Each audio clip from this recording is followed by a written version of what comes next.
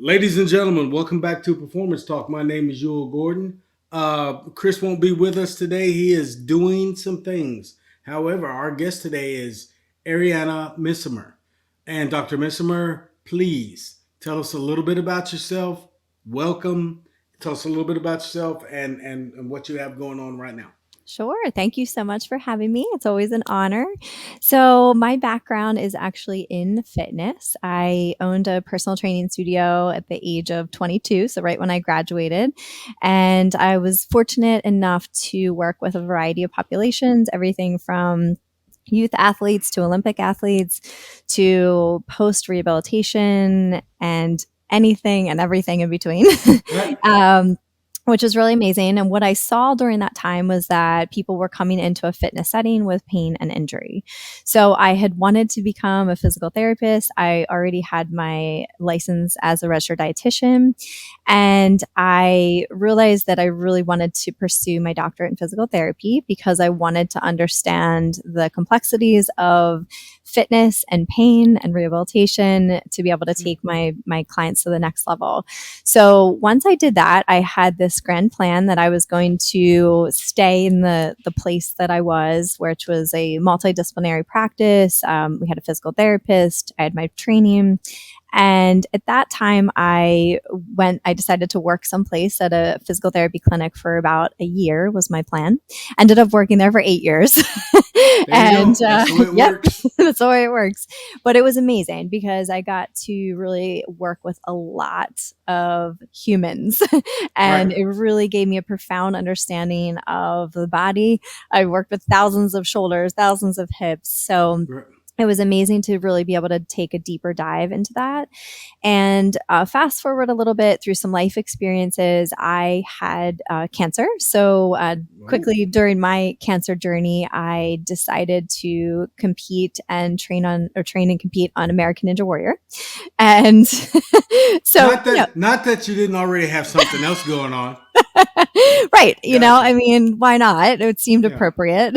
So Okay. I'd been active my whole life and always obsessed with movement.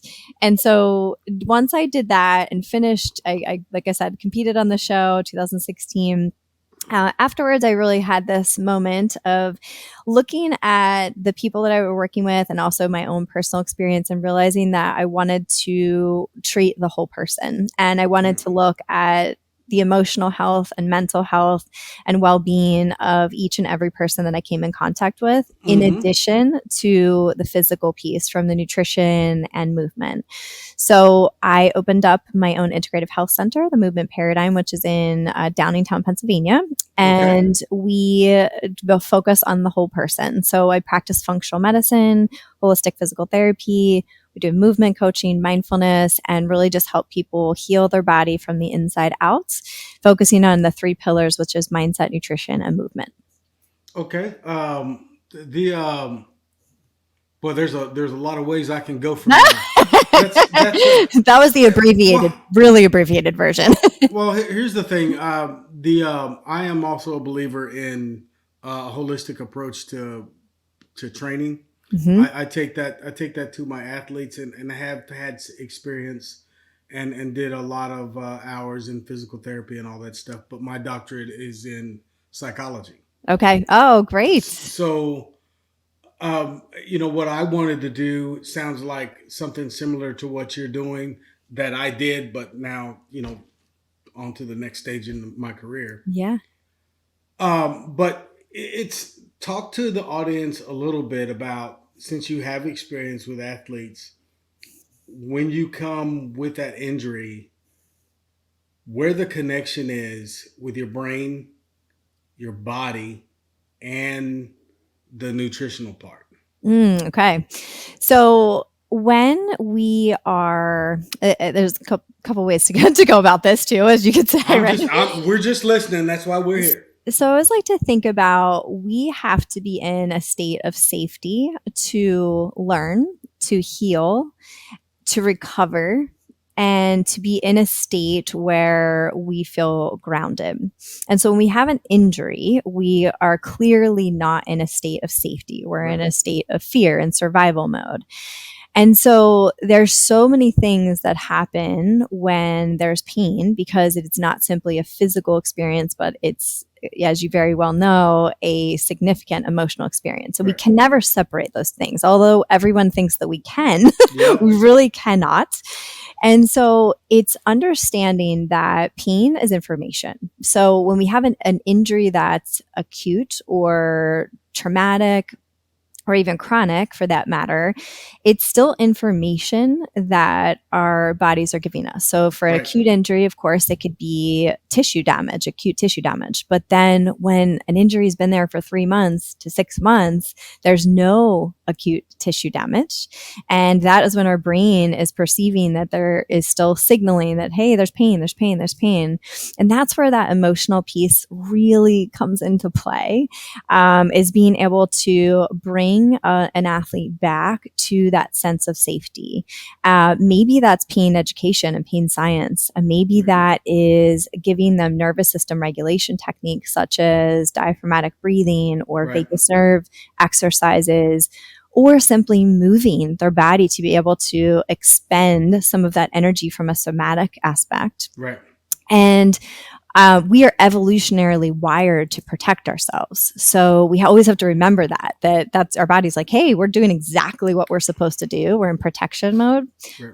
But the way that we have to bring ourselves out of that and realize and be able to look at it through that lens as pain is information, and we might need to make some changes, is that we have to bring ourselves back to that sense of safety. And from the nutritional standpoint, that is, there's so many different stages of that as well, because during an acute episode of an injury, we want to think about managing inflammation, but not necessarily, we can't eliminate inflammation. We want inflammation to happen, which everybody Right. thinks like, Right. no, get rid of it all, take Yeah. the NSAID. But really that first 4 to 5 days, we want that inflammatory cycle to happen. So it's actually managing it from it, maybe limiting some inflammatory drivers, maybe your fast foods and things like that. Right. And upping your antioxidant capacity and a variety of fruit and vegetables and foods that are going to promote healing. But that all will change based on where you are in your journey of healing Right. from an injury. The general public, and I know when I'm talking with athletes, and I'm my experience with the general public and athletes is that the understanding how all those things work with each other Mm-hmm. is, I don't want to say limited, because that's why they come to practitioners like us. Mm-hmm. But it is how do you get around the old wives' tales? Let's put it that way.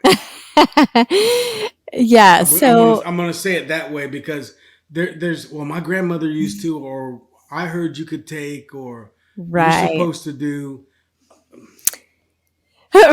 Right. So I think that it is hard because we've advanced so much in so many areas, but then there is still so much misinformation. And I always like to think, and I think I've always been like this, is I use evidence as a guide, but I also use my clinical experience. Right. And I believe that every practitioner should do the same thing. If we waited for evidence all the time, we'd probably be 2 steps behind. Yeah, you will be. But, right. But at the same time, it's obviously important to guide our overall treatments and recommendations. And I think appreciating that that's always changing, that all the things that, day in and day out, people are doing research, and the more information that comes out that can guide our recommendations even further. When we get into the old wives' tales, I always say that I always like people to feel safe, right, when they're bringing their recommendations to me. Well, my Right. mom told me I should do this. If it's harmless and it's not going to impede their healing, and they think that there could be a potential benefit, I'm okay with it. If it's Yep. something that is going to potentially hurt them or negate some of the benefits of something else, then I will say hey, like this isn't really warranted at this time. So let's try to find something that's going to actually help your healing. Right. In the spectrum of doing no harm Yes. and not hurting anyone, Right. um, sometimes that's a mental thing or a Hmm. psychological thing.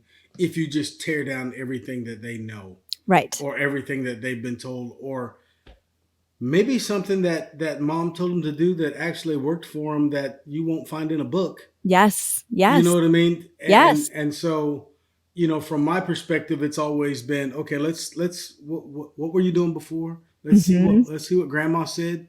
What Yeah. what what did grandma put that on that open wound? We might not want to put that on there. But but anyway, the to stay in line with what we're talking about, the there's a lot of things out there right now on the internet. So you know where Mhm. I'm going. If from dealing with I don't like to talk about other folks who call themselves professionals, but there's some folks out there that do things and they put it on the internet, and you just do this Mhm. and you go, why are we even talking about that? Right. From a movement perspective, and I have what I call my three specialties too: movement, energy systems, and management. Nice. So I always start with movement because I tell athletes that everything starts on the ground. You don't do anything without contact on the ground. And Yes. if you start levitating, then I need to see you, and we need to start signing contracts Mhm. because I'm putting you somewhere. Yeah. But the so we start on the ground, but where does that movement come from? Here's my opinion, and then you can Yeah, please. throw yours out there. It comes from your posture, your body alignment. If you have poor posture, lazy posture, and a poor body alignment. Now everybody's is slightly different. I understand that, and Mhm. we're not talking about making gross motor changes unless I can look at you or evaluate you and say you have so much, for example, valgus Mhm. stress, that we have to do these things in order to fix that so that Mhm. you move better. Yep. So So we're totally in line there because the two things I talk about all the time are feet and the diaphragm, yeah, okay, feet and breathing. So yeah, it's interesting because in early on in my career, so really when I first started personal training, I was so fascinated by the way that anyone that I was working with was going about addressing their core. So, do you draw in your abs? Do you brace your abs? Do you breathe? And so, at that, this was so long. I mean, this is 20 some years ago. I was really getting into Paul Chek's work because he was doing so much. right, Breathing, intra-abdominal pressure.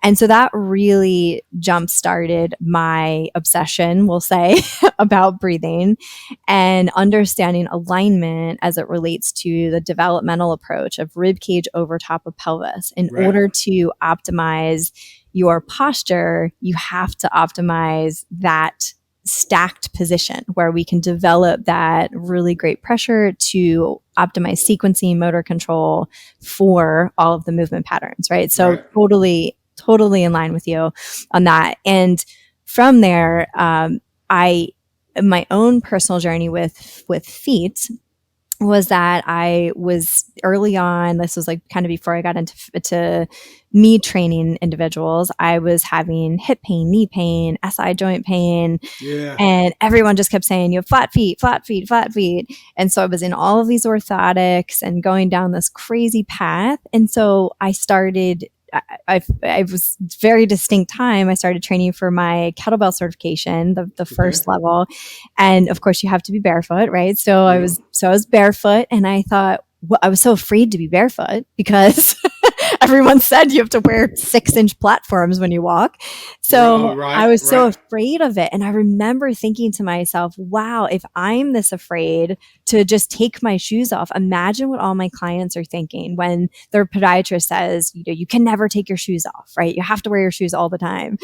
And right. so I got into, after I did my kettlebells, I actually so, you know what? I really need to understand movement from the ground up. And so I sought out Dr. Emily Splickle. I'm not sure if you're familiar with her, Okay, and really started to understand barefoot science, started teaching it all over the country, and really understand fascial tensioning and how we're transferring force, how we're taking in force. right, And all of that, like to your point, is that those are your foundations, right? So right, like your feet is your foundation of your kinetic chain, right. and your breath, your diaphragm, etc., is all really the core of your body.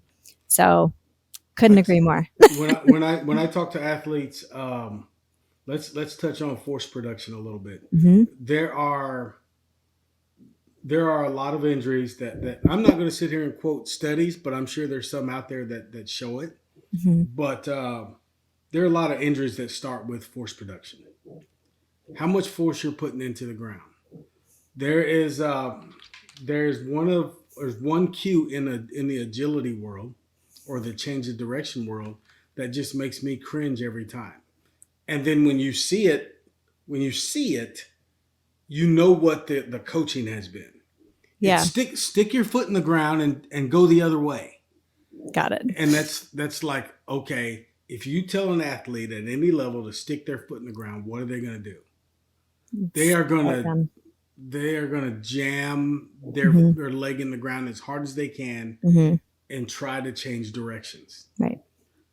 Some guys will get away with that because they're uniquely muscled and have some strength.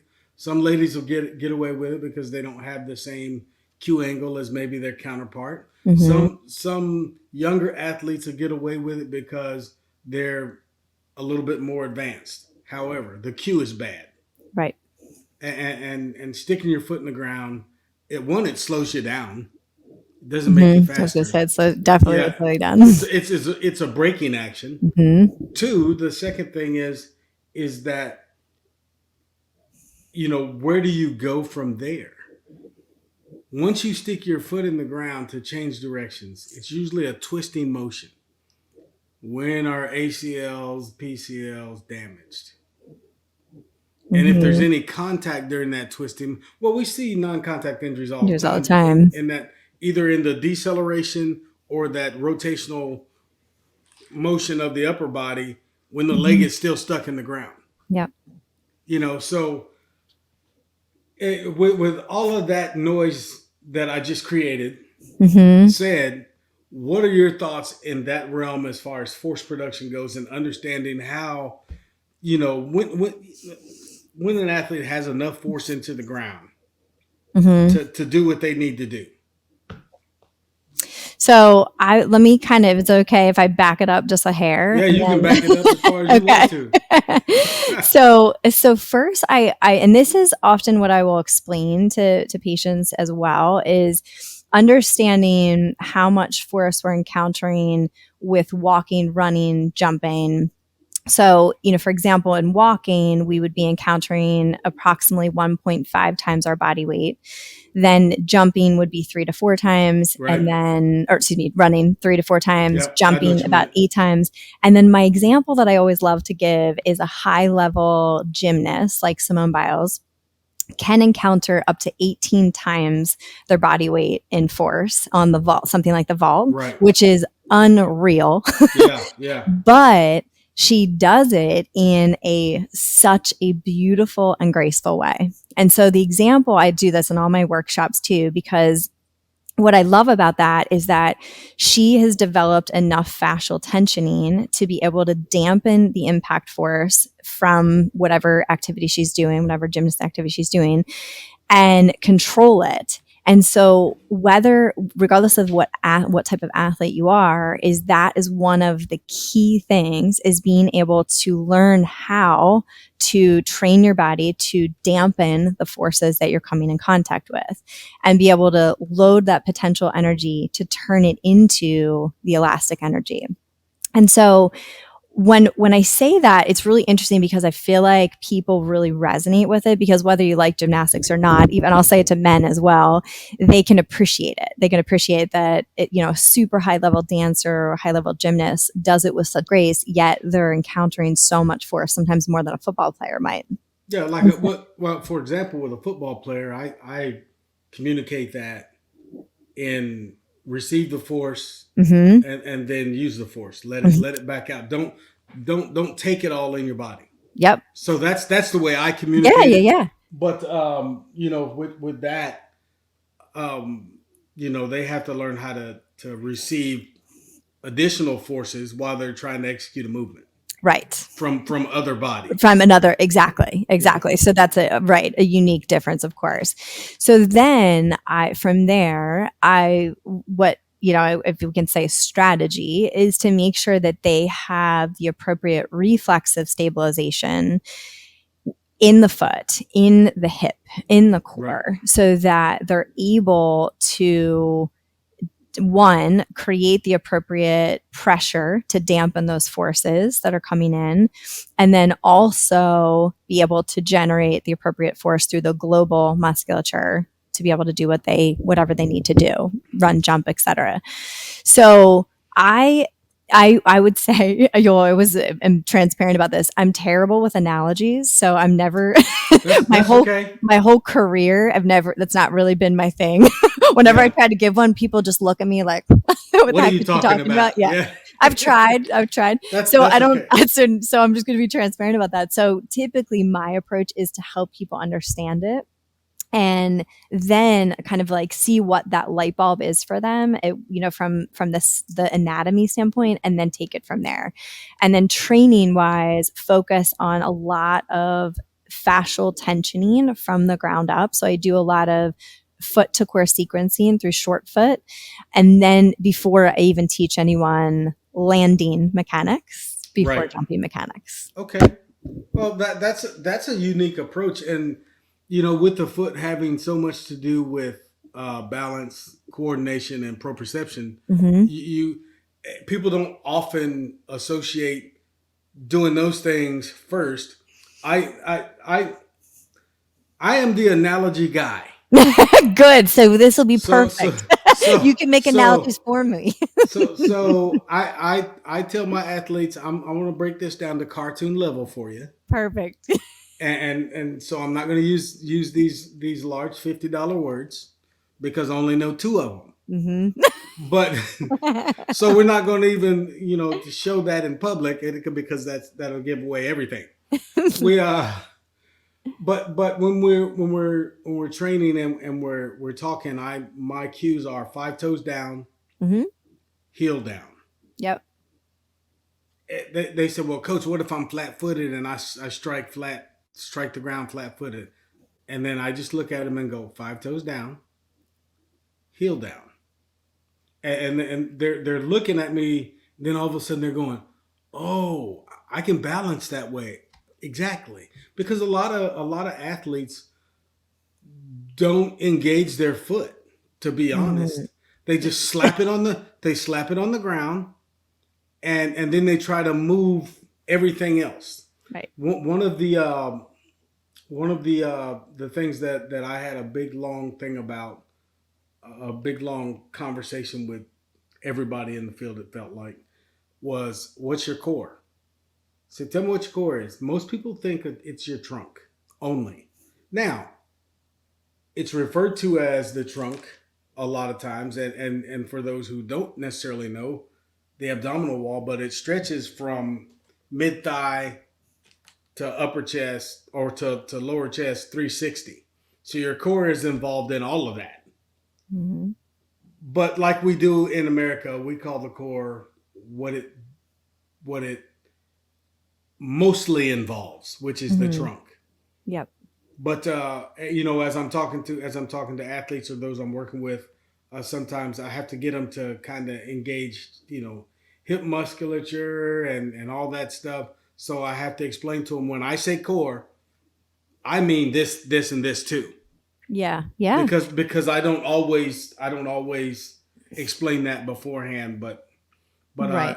I And I think it depends on what, who, just like anything, like who the audience is exactly and what you're trying to get across. Because I will say that too. I'll say, generally speaking, if we're thinking of the abdomen, of what most people refer to it as, I if we're going through muscle groups, I mean, obviously this is for professionals, your deep hip rotators, your psoas, your multifidi, right. your transverse abdominis, your diaphragm, your pelvic floor, which no one talks Yeah, about. no So one. I'm a pelvic floor therapist too.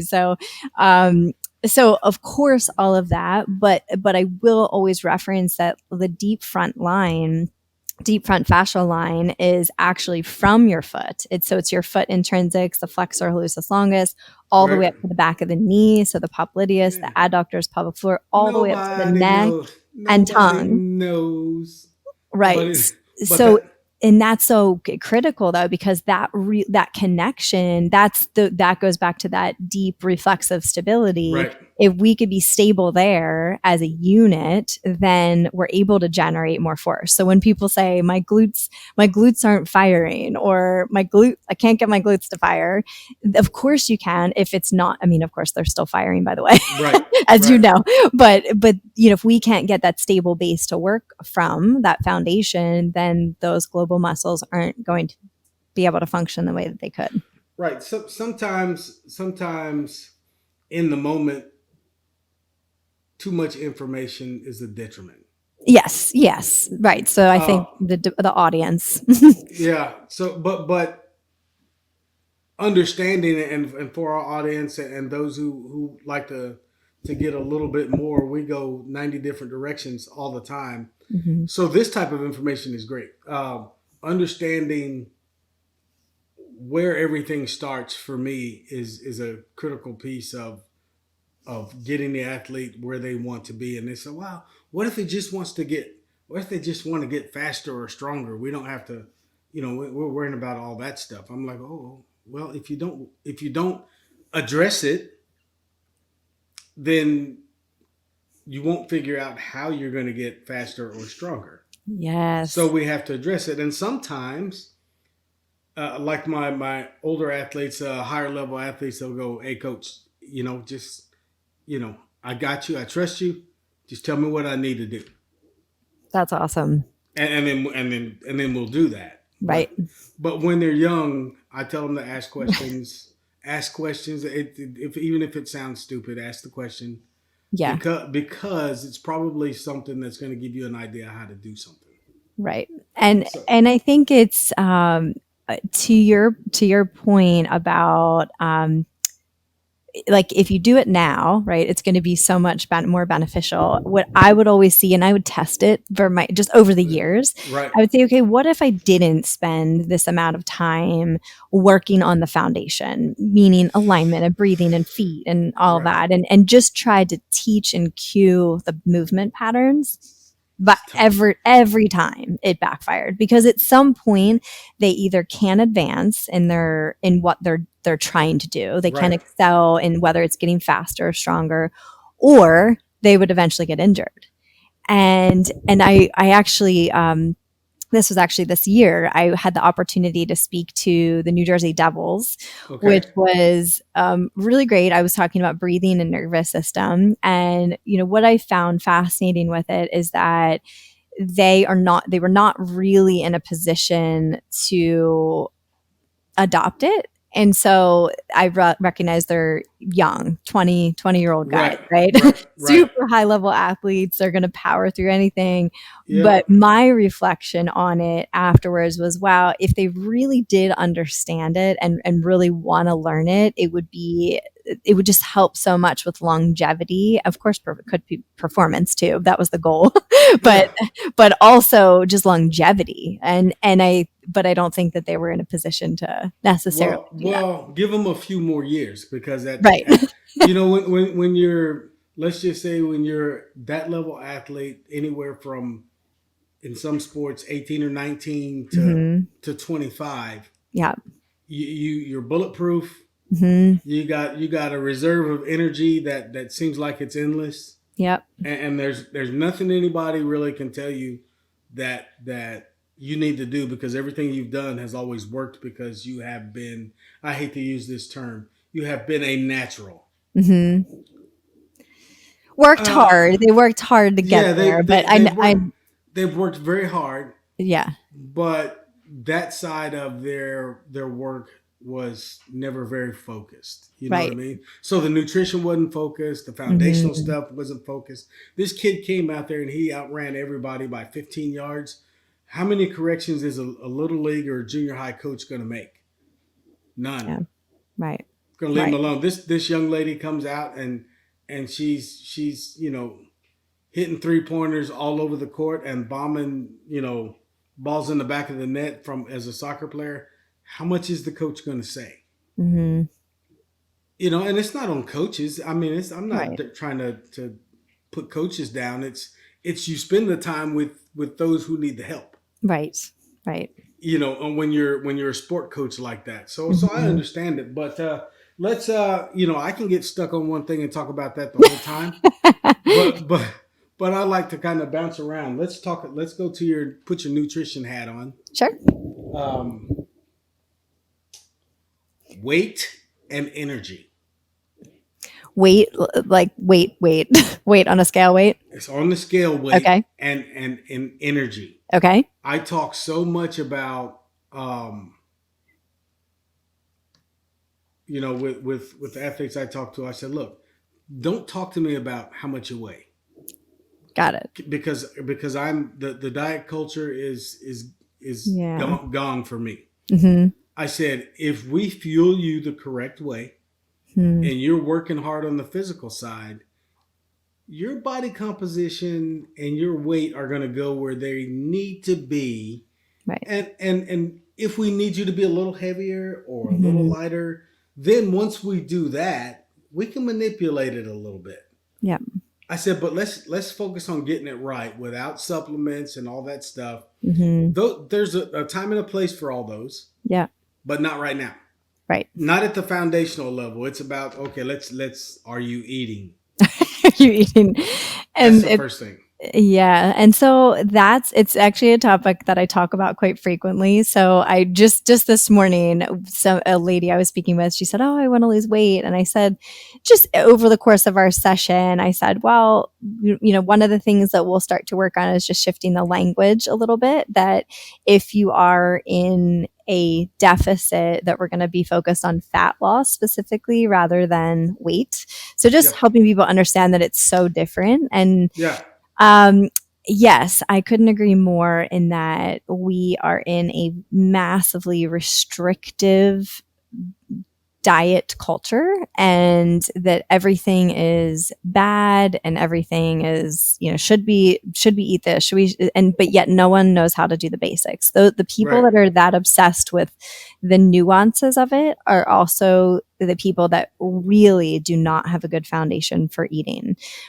What I've seen over and over and over again is people becoming vegetarian or vegan, simply really to just cut out another food group, because Yeah. they think that it's bad. And so I try to really understand that's where the emotional piece really comes in, is that when I'm working with a patient or client or athlete and they have a goal, whatever it is. So if they say, I want to gain weight or I want to lose weight, I really unpack that of what does that actually mean to them? Because a lot of times it has a whole history of things. Oh It's yeah. because their mom has dieted their whole lives and that's all that they know. It's because they have serious, like, men can, or young men can have like serious body dysmorphia and they just want Yeah. to be bigger, bigger, bigger.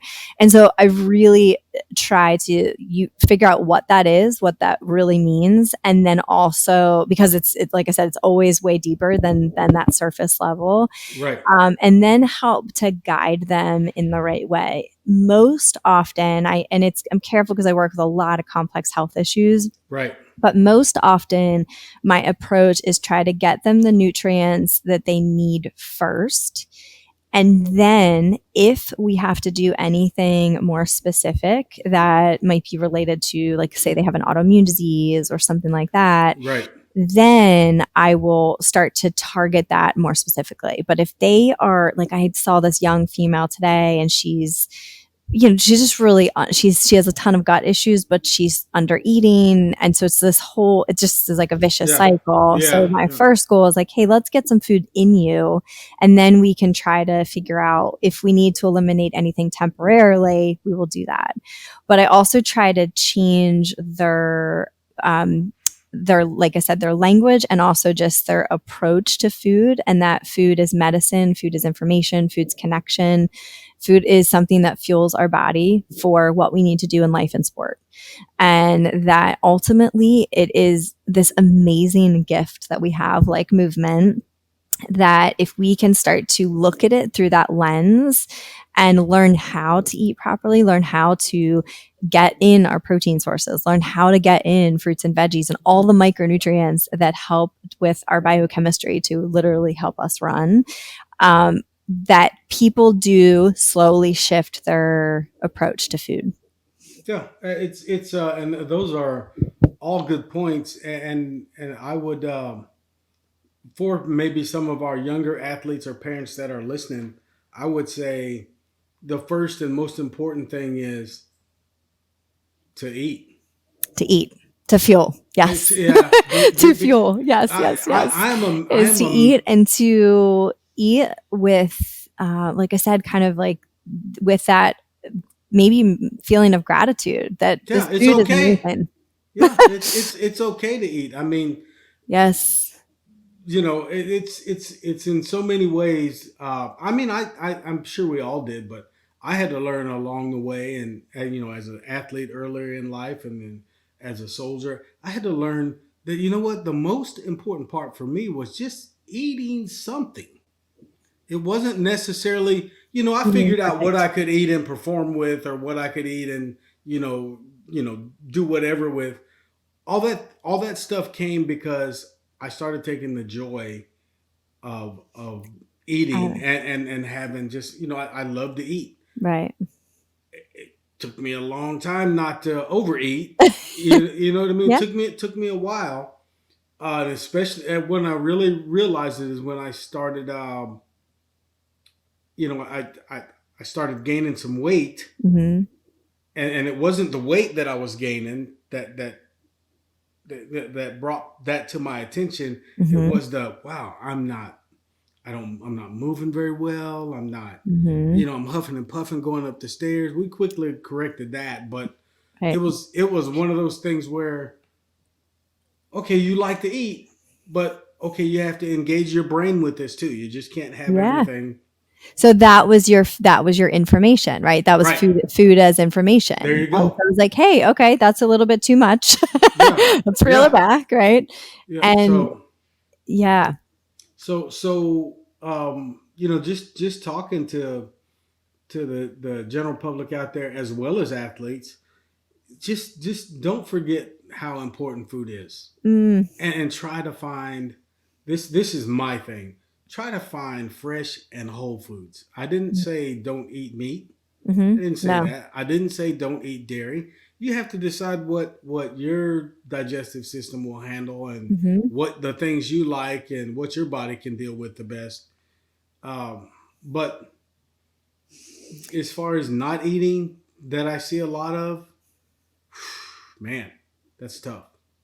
Yeah, and I think just as a reminder to all of us is that, we're so sometimes we get so hyper focused on what's good, what's bad as it relates to food, but we forget that all of the micronutrients, the vitamins and minerals that we're getting from our food, and of course our macronutrients, our protein, carbs, fat, which are Right. giving us our energy, but all Right. those micronutrients are literally helping with every reaction in our body to make things function. So when I see nutrient analysis that I do frequently, everyone is deficient on multiple levels. Yeah. So when they're suffering from anxiety or depression or GI issues or autoimmune issues, it's not simply because they're eating too many quote unquote inflammatory foods.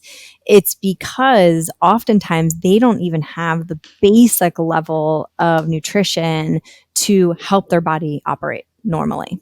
Right. And so I think that that's such a good focus. And the one thing I will also mention to any parents that are listening is that from all the kids that I've worked with over the years, they typically model the mother the most in terms Yeah. of their eating behaviors.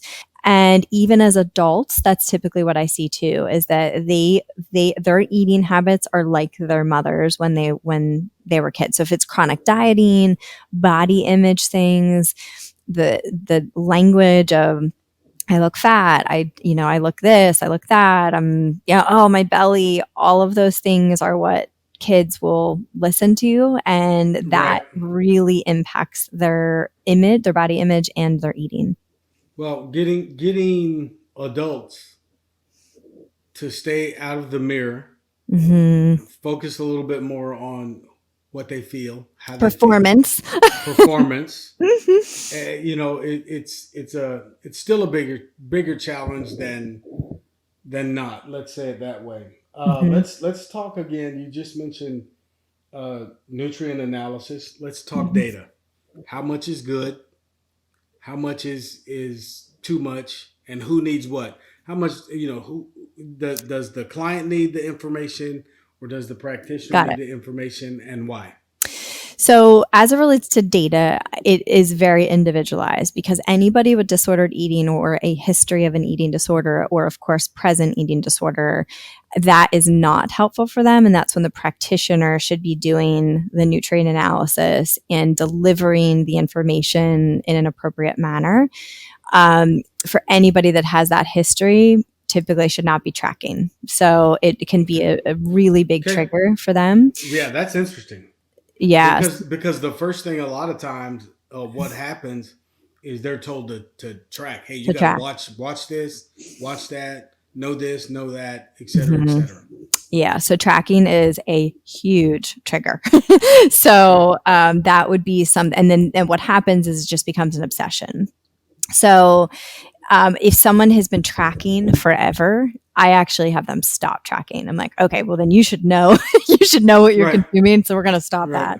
that. If they are, like I said, if they have any history of it, I will just have them not do it. And then I will get an idea if like there's things that are just glaring enough. I don't need to like do a true nutrient analysis. I can Right. already, give them suggestions, or it could be blood work. So that's another whole panel. So I always try to get labs on just basic nutrients. So I'll look at B12, magnesium, zinc, things like that. Like, or depending on what's happening with them, I might get some basic labs, or you could do a whole micronutrient panel. Right. Look at omega threes, and that's a great way to do it, especially for somebody that has that kind of history. It's not always accessible to everyone, so I appreciate that too. Right. But something like if you don't have any issues, Chronometer is an awesome tracking device because it can give you really great reports on all of your intake. So your all of your micronutrients, macronutrients, your omegas. It gives you even like little detailed reports of your immune health and so on. So that's great, but we also have to recognize that it's never 100% accurate. Right. So normally there's about a 20% error with people tracking. So it gives you a really good idea, but I like to say if there was a intentional goal of, let's say, surplus, so you're trying to gain muscle and you wanted to be in a 250 calorie surplus, you could track your food for 2 weeks, also track your weight for 2 weeks. If there's no change in your weight, then you could say, okay, I'm going to do a 250 surplus from this amount that I'm taking. Right. So that's a good way to kind of make it or vice versa, of course, if it was a Right. deficit. Well, again, like I said, I could talk, for another 5 hours, but we are getting close to the end of our time, and it has gone by really fast. It So, has. um, but I want to ask you two final questions Okay. before we let you get back to your business and do what you do. The first question is, If you had to give advice to a new professional, someone coming into the field of performance Mm. for right now. I mean, they graduated yesterday. Now Hmm. they're. What's your advice? I would say to learn as much as you can about movement, not necessarily performance, Okay. but Okay. about movement through your own personal journey, as well as working with other professionals, or I should say clients, excuse me, before getting into all of the advanced techniques of agility and jumping and right, all of those things. Learn about movement, human movement, developmental approach, how we start to move, roll, crawl, Yeah. etc., and move through the stages, but also dedicate your entire life to movement. If that's your field, then you should try everything that you could possibly try, because every journey of learning a new movement skill, you learn way more than you'll ever learn in a continuing ed course. I've done pretty much anything I could possibly imagine, from kettlebells to ballroom dancing Right. to ninja warrior to aerials to I do powerlifting. So do all of it. Not Well, necessarily those things, but here's my thing, and I said this once before with movement. For athletes and coaches, it's from getting from point A to point B with the proper hip level, power, balance, and coordination, mm-hmm. and still being able to execute a sports skill. Mm-hmm. That's what it is. Yeah. That's what it is for coaches and athletes. Yep.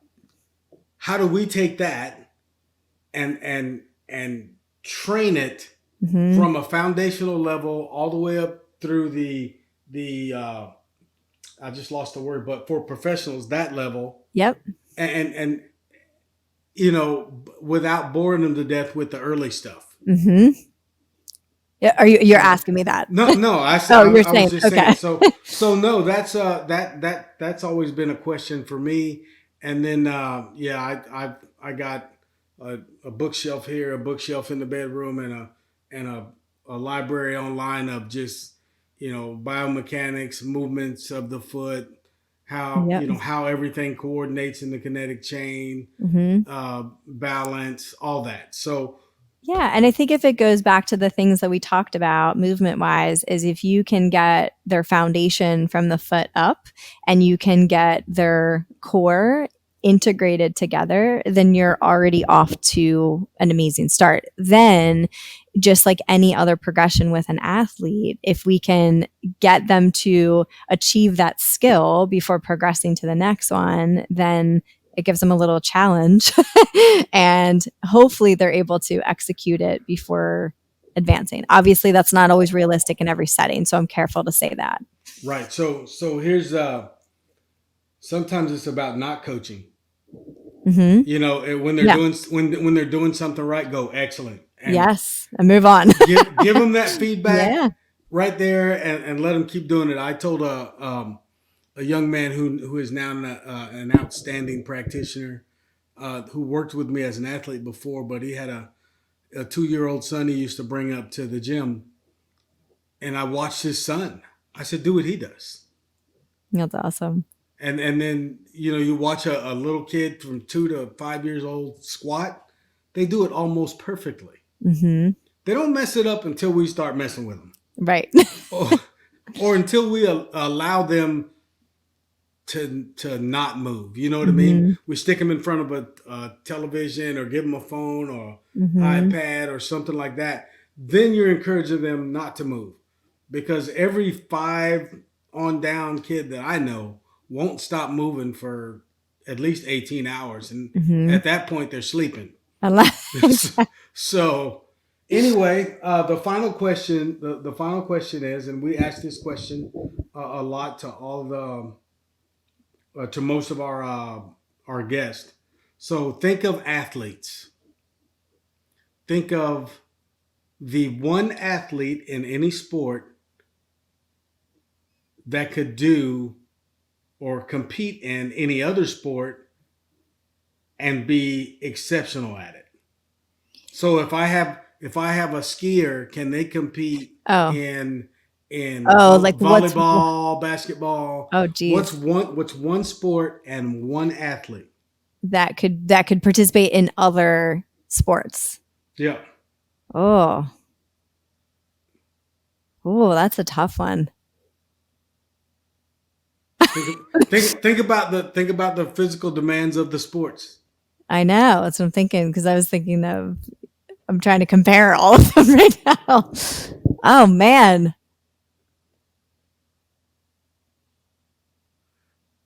I stumped you, didn't I? you did stump me. You stumped me. I So feel like I feel like I would take a couple more minutes for that. I'm gonna guess because I know you have to Tell, go. tell me yours. You stumped me. You know, mine was I tend to think of defensive back in American football, but I've had wingers Okay. in rugby play. We've had gymnasts. We've had people think about shortstops and I know. See, I'm too we've analytical for that because I'm thinking it wouldn't be. I've ran through all those. so okay, so But we I, said think of an athlete, right? yeah, but I would say to clarify that though, is that each sport is so specialized that although there's carryover of so much of it, it would be really hard because it's at the peak of the pyramid of skill Right. versus foundation, strength, performance. Okay, so So what were you doing in 2016? so I did American Ninja Warrior. Okay, so it's the same thought process. Who would excel Yeah, best at that? but it's so like rock climbers, like that's rock climbers, aerialists, things like that. Yeah, I mean, Parkour. it's any athlete. Yeah. Yes. That's we give that question to professionals, and you wouldn't believe how many, like you just did, went maybe. And you're talking Yeah. about professional coaches, professional trainers, Yeah. professional. But it's But it's interesting though, like even having trained for that. I mean, I trained for that for a year. What I'm doing now, like I couldn't, and I do aerials and I do powerlifting. Like I could not compete on American Ninja Warrior this year. So that's what I mean. Like everything and that's just my opinion, right? I just yeah. think it has to be if you're because it's still a skill. I mean, I was doing hanging like crazy. So a defensive back would do terrible at American Ninja Warrior. Yeah, yeah. I You know mean, what I mean? when you start thinking about Yeah, so that's me. any athlete, so any athlete, there's a lot of things to take into effect. I guess we asked that question because it's one of the things professionally when you're Right. working with athletes that you have to know. Yeah. You have to know what the demands of the Of sport the or activity. activity are. Yes. You Yeah. have And to so know those things. that's where I am. I'm more of like, Okay, okay, it's got to be really specific. I got you. We'll, I bomb the question, but I have a good rationale. we will let you off the hook. Listen, ladies and gentlemen, this has been Performance Talk with Yul Gordon. My guest today has been Ariana Mimer. Ariana, we appreciate your time and you coming on and sharing your knowledge and understanding of what we all love to do. Please come back again. Well, we're going to invite you. If you don't come back, we'll probably just stalk you anyway. So, Okay. all Perfect. right, Thank you so much. I really enjoyed it. all right, Have a great day, y'all. all right. You too.